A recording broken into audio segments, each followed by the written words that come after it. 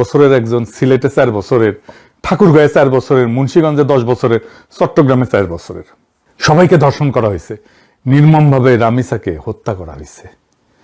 2019 থেকে 2021 এই 3 বছর আইন এবং সালিশ কেন্দ্র হিসাবেই প্রায় 2778 জন শিশু ধর্ষণের শিকার, যা গত 10 বছরের মোট সংখ্যার প্রায় অর্ধেক। 2020-এ 1018 জন শিশু ধর্ষণের শিকার হয়েছিল হাসিনার আমলেই। আমরা তো 5 জন দেখে হাহাকার করতেছি, তাই না? দেখেন কত কত সংখ্যায় ধর্ষিত হয়েছে। তার মানে ধরেন প্রায় প্রত্যেক 2 দিনে 3 জন করে শিশু ধর্ষিত হইতেছে। ভিকটিমদের বয়স দেখলে স্তম্ভিত হয়ে যাইতে হয়। 49 ছিল 0 থেকে 6 বছরের, 94 জন ছিল 7 থেকে 12 বছরের। চিন্তা করতে পারেন, 103 জন কিশোরী। গত 10 বছরে অন্তত 318 জন শিশু ধর্ষণের পর হত্যার শিকার হয়েছে। হাসিনা মায়া কান্না করতেছে, ওর নাকি খুব কষ্ট হইতেছে, ওর আমলে সবচেয়ে বেশি হয়েছে। দেখেছেন, এইটার তো একটা সামাজিক রাজনৈতিক একটা কারণ আছে, কিন্তু একটা প্যাটার্ন দেখা যাচ্ছে। এই সবগুলো ঘটনা মিলে কিছুদিন ধরে কিছু ঘটনা ঘটতেছে। আমি এক এক করে আপনাদেরকে বলতেছি। শিলং সালাউদ্দিনের একেবারে মাটিতে হুতায় দিছে। দেখেন পাবলিকে ভুয়া ভুয়া করতেছে চারপাশে ঘিরে ধরে।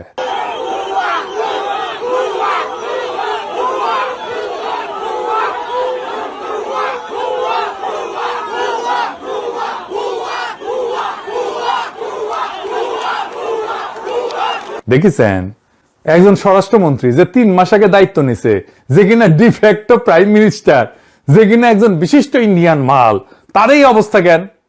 শুধু তাই না, গত পরশু মিরপুর বস্তি উচ্ছেদ করতে গিয়ে পুলিশ যে দাবরানি খেয়েছে তা অবিশ্বাস্য। ঊর্ধ্বশ্বাসে দৌড়াইতেছে পুলিশ আর পাবলিকে পিটাইতেছে। হাসিনার পুলিশ দাবরানি খাইছে 3 টার্মের পরে, আর বাংলার লুথার কিং এর পুলিশ দাবরানি খাইলো 3 মাসের মধ্যে। রামিসার হত্যাকাণ্ডের বিচারের দাবিতে সারা দেশে হইতেছে বিক্ষোভ। দেখেছেন বিভিন্ন জায়গায় ঘটতে থাকবে, যার কারণে তারা এই ঘটনার সুষ্ঠু তদন্ত করে এবং দ্রুত বিচার চায়। এর মধ্যে বাইট স্কুলের ছাত্ররা রণক্ষেত্র বানাইলো। দেখেন চেয়ারম্যান অপমান করেছে এক ছাত্রীকে, সে ছাত্রী আত্মহত্যা করেছে। দেখেছেন কি অবস্থা করেছে চেয়ারম্যানের। স্কুলের চেয়ারম্যানের অবস্থা আপনারা দেখতে পাচ্ছেন, এবং পুলিশ উদ্ধার করতে গিয়ে হিমশিম খান। চট্টগ্রামে কিন্তু কোনো রাজনৈতিক দল নামে নাই, নামছে সাধারণ মানুষ। আমি খোঁজ নিয়ে জানছি লীগের পোলাপান কিছু ঢুকিছিল এই চান্সে, ওরা তো চান্স নিবেই। কইছিলাম বিএনপি রে যা আসেন ডলা দিয়া ওগরে ওগরে আপার কাছে পেটে দিই না, তখন ওদের ভোট লাগবি, ভোট এখন খাও মারা। এই শিলং সালাউদ্দিনের সব হ্যাডম ফুস করে নিবে গেল। দেখেছেন এরপর উই আর মন্ত্রণালয় চালাবার পারবি। সে স্টেডিয়ামে যায়, ভুয়া ভুয়া স্লোগান ওঠে। সে ভিকটিমের বাসা যায়, ভুয়া ভুয়া স্লোগান ওঠে। তার পুলিশ খায় দাবরানি, উই শেষ। রাস্তায় আজ থেকে শিলং সালাউদ্দিনের পদত্যাগের দাবি শোনা যাবে। আমি কয়ে দিলাম, দেখেন আজকে থেকে শুনবার পারবেন। মানুষ উৎসাহ সহকারে সাপোর্ট দিবি। আর এটা শিলং সালাউদ্দিন অ্যাচিভ করিছে জুলাইয়ের সাথে গাদ্দারি কইরা। মানুষ হেভি বিলা হয়ে আছে ওর উপরে। ওকে পাইরা ফেলতে পারলে মানুষ মহামজা পাবি। 1 সপ্তাহ অন্তত 5টা আলাদা ফ্রন্টে সরকারের কর্তৃত্ব চ্যালেঞ্জ হয়েছে, আর এইটা ক্ষমতা নেওয়ার 3 মাসের মধ্যে। এখন দেখেন সরকার একা। ইউনূস সরকার কিন্তু এমন বেড়াঝাড়া করে ফেলে নাই। আমি কইতেছিলাম এই সরকার জনগণের সমর্থন হারাইতেছে দ্রুত, তার ভিজুয়াল সিগন্যাল পাইতেছেন এখন সবাই। দেখেছেন বাংলার লুথার কিং দেশে ফিরে কইছিল নাগরিকের জন্য নিরাপদ জীবন নিশ্চিত করবে। এটা ছিল তার সেন্ট্রাল স্লোগান। এটা নিদারুণ ভাবে ব্যর্থ হয়েছে। যাই হোক, আমাদের শিশুদের জীবন কেমনে নিরাপদ রাখবো সেটা নিয়ে আলাপ করি।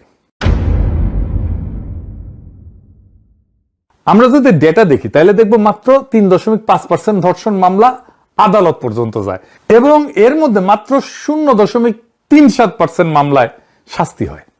0.37, 1%ও না, 0.5%ও না। মানে প্রত্যেক 10,000 ধর্ষণে মাত্র 37 জন শাস্তি পায়।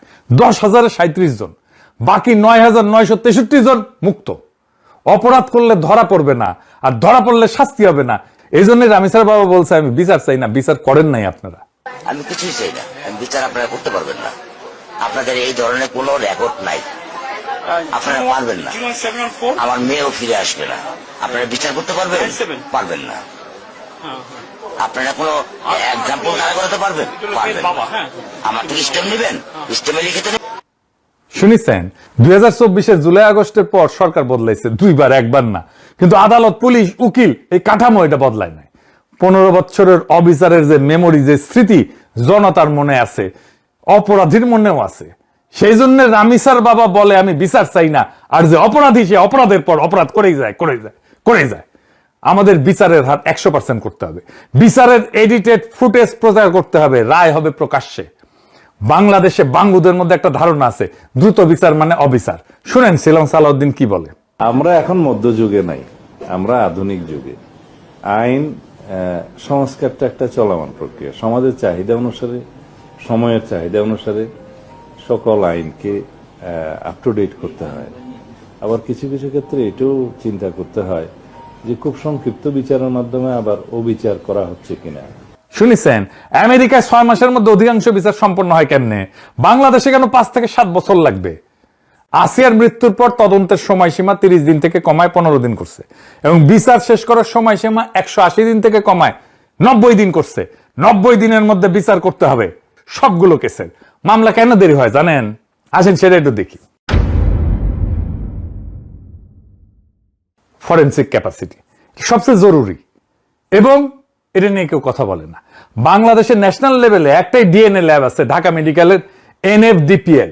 2006 থেকে মার্চের 2025 পর্যন্ত প্রায় 35,000 স্যাম্পল আসছে 10,885টা মামলা থেকে। 35,000 স্যাম্পল 10,885টা মামলা থেকে, তার মানে একটা মামলা থেকে 3টার মতো স্যাম্পল আসছে, যার মধ্যে 65% হইতেছে ধর্ষণের মামলা। সিআইডির একটা আছে আলাদা, এই দুইটা দিয়া পুরা দেশের কাজ চলে। ফলাফল কি?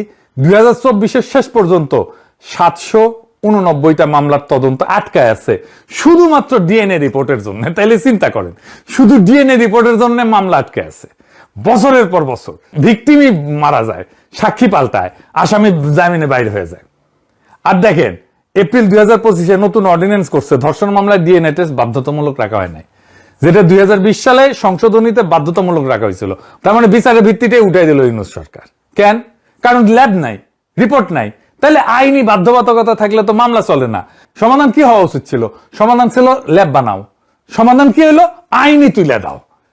মহা মজার মজা। এই হইতেছে আসিফ নজরুলের কাজ। আমাদের প্রত্যেকটা বিভাগে একটা করে মোট 8 থেকে 10টা পুরোপুরি সজ্জিত ফরেনসিক ল্যাব দরকার। 15 দিনের মধ্যে ডিএনএ রিপোর্ট আসতে হবে। আর কি করতে হবে? জাতীয় সেক্স অফেন্ডার রেজিস্ট্রি করতে হবে। যাদের শাস্তি পায়, যে সমস্ত অপরাধী, ওরা পাবলিক ডেটাবেজ, ওদের নাম, ছবি, ঠিকানা, অপরাধের ধরন, এগুলো সব থাকবে। স্কুলে চাকরি দিতে গেলে, মাদ্রাসায় হুজুর রাখতে গেলে, গৃহশিক্ষক রাখতে গেলে, বাসা ভাড়া দিতে গেলে, এতিমখানায় কেয়ারটেকার রাখতে গেলে, দারোয়ান রাখতে গেলে চেক করা যাবে। ইন্ডিয়ায় আছে NSDO বলে, আমেরিকায় আছে, আমাদের কেন থাকবে না? আর একটা জিনিস, শিশুদের উপরে যারা যৌন নির্যাতন করে তারা ভিকটিমের পরিচিত, বাসায় অ্যাক্সেস আছে, বা শিশু চেনে এমন কেউ, এটা সামলানোর জন্য কি করা লাগবে? অপরাধীর পরিবারকে পাবলিক করে দিতে হবে। অপরাধ নিশ্চিত হবে, পরিবারকে পাবলিক করে দিতে হবে, ভিকটিমকে না। দেখেন এখন কি হয়, গ্রামে 4 বছরের মেয়ে ধর্ষিতা হয়েছে, মেয়ের পরিবার গ্রাম ছেড়ে পলায়, মেয়ে স্কুল বদলায়, নাম বদলায়, ছোট বোনের বিয়ে আটকায়, বাবা মসজিদে যাইতে পারে না, ধর্ষক সে গ্রামে থাকে। তার পোলা একটা স্কুলে পড়ে, তার মেয়ের বিয়া হয়, পোলার বিয়া হয়, জীবন চলে। এটা কোনো অ্যাক্সিডেন্ট না, দুর্ঘটনা না, এটা একটা সিস্টেম। ইজ্জতের দাম দেয় ভিকটিম, ধর্ষক না। তাই ধর্ষকের পরিবার তাকে আগলায়, ঘুষ দেয়, মীমাংসা করায়, সাক্ষীকে চাপ দেয়, কারণ পরিবারের এখানে কোনো ক্ষতি নাই। এই পরিবারের ক্ষতি বসান, পরিবারের ক্ষতি বসান। অপরাধ নিশ্চিত হইলে, শাস্তি হইলে ধর্ষকের নাম, ছবি, ঠিকানা পাড়ার মোড়ে বোর্ডে বোর্ডে টাঙাই দিতে হবে। 10 বছর ধরে থাকবে ওখানে, বাবার নাম, ভাইয়ের নাম, পোলার নাম সব, মায়ের নাম সব। পোলার স্কুলে নোটিশ যাবে ওর বাপ ধর্ষক, ভাইয়ের অফিসে নোটিশ যাবে যে ওর ভাই ধর্ষক। ওয়েবসাইটে সার্চ দিলে প্রথমেই আসবে এইটা, ধর্ষকের পুরা পরিবার মানুষ জানবে এইটা ধর্ষক পরিবার। গ্রামে যেমন ডাকাত পরিবার থাকে না, এরকম ধর্ষক পরিবার থাকবে পাড়ায়, আমরা জানবো যে এই হচ্ছে ধর্ষক পরিবার। এতে কি হবে? 3টা কাজ হবে। 1, পরিবার নিজেই পাহারা দিবে তখন এরকম কারো খেসলত থাকলে। 2, লজ্জা এটা উল্টায় যাবে, এখন লজ্জা যায় নিচের দিকে মেয়ের শরীরে, মেয়ের পরিবারে, এখন যাবে উপরের দিকে ধর্ষকের পরিবারে। 3 নাম্বার, ভিকটিম মাথা তুলে হাঁটবে, ধর্ষকের বাবা মসজিদে যাইতে পারবে না। বাংলাদেশে শিশু ধর্ষণের সমস্যা আইনের না, সমাজের। আইন আছে, কড়া আইন আছে, কাজ করে না। কেন? কারণ সমাজ ধর্ষককে আগলায় রাখে, পরিবার ধর্ষককে আগলায় রাখে। সমাজ আগলায় কেন? কারণ আগলানোয় সমাজের কোনো নিজের খরচা নাই তো, সমস্যা নাই তো, খরচা বসান ওইখানে। ধর্ষকের পরিবারকে ধরেন, বংশকে ধরেন, পাড়াকে ধরেন, সবাইকে দায়ী করেন। এটা কোনো নতুন বুদ্ধি না, এটা জুডোর প্র্যাকটিস। প্রতিপক্ষের জোরই প্রতিপক্ষের বিরুদ্ধে ফেরায় দেওয়া। তো এই সমাজের জোর কোথায়? সম্মান একলার না তো, গোটা বংশের। লজ্জা একলার না, গোটা পরিবারের। তাইলে অপরাধের দায় কালেকটিভ হোক। যেই সমাজে সব ভাগাভাগি, সেই সমাজে দায়ও ভাগাভাগি করতে হবে। এটা ছাড়া অপরাধ কোনোদিন থামবে না। আমাদের শিশুদের রক্ষা করার জন্য এর চাইতে উত্তম কোনো পথ নাই, এই পথ গ্রহণ করতে হবে। আর এই অপদার্থ স্বরাষ্ট্রমন্ত্রী ইন্ডিয়ান মাল শিলং সালাউদ্দিনকে বরখাস্ত করতে হবে। ইনকিলাব জিন্দাবাদ।